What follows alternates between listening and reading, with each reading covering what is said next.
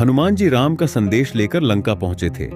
वे माता सीता की खोज में जंगल जंगल घूमते हुए रावण की नगरी तक पहुंचे। पूरी लंका को छानते हुए जब वे अशोक वाटिका पहुंचे तो वहां का शांत वातावरण और एक वृक्ष के नीचे बैठी दुखी स्त्री ने उनका ध्यान खींचा।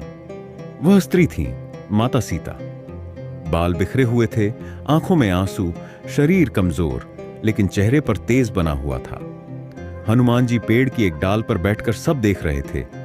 तभी उन्होंने देखा रावण स्वयं वहां आया और सीता से विनती करने लगा कि वह उसे पत्नी रूप में स्वीकार कर ले। लेकिन सीता माता ने दृढ़ता से इनकार कर दिया।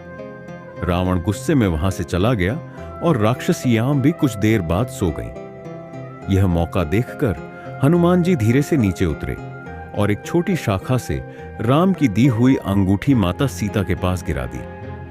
सीता ने जैसे ही अंगूठी को देखा, उनकी आंखें भर आईं। वे पहचान गईं कि यह प्रभु राम की अंगूठी है। तभी हनुमान जी सामने आए, हाथ जोड़कर बोले, माता भय न कीजिए, मैं श्री राम का दूत हूं, हनुमान। मैंने समुद्र पार कर आपके दर्शन के लिए यह यात्रा की है। सीता जी की आंखों में उम्मीद की चमक लौट आई। उन्होंने कंपाते स्वर में पूछा, राम कुशल तो है ना? क्या वे मुझे याद करते हैं?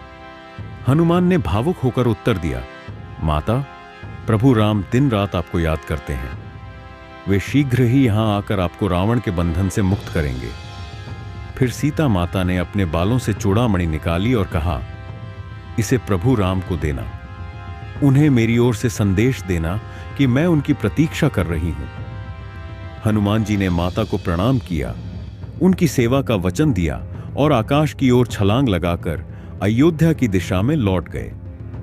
यह दृश्य केवल एक भक्त और भगवान की भक्ति का नहीं, एक मां और पुत्र समान प्रेम का अमर उदाहरण है।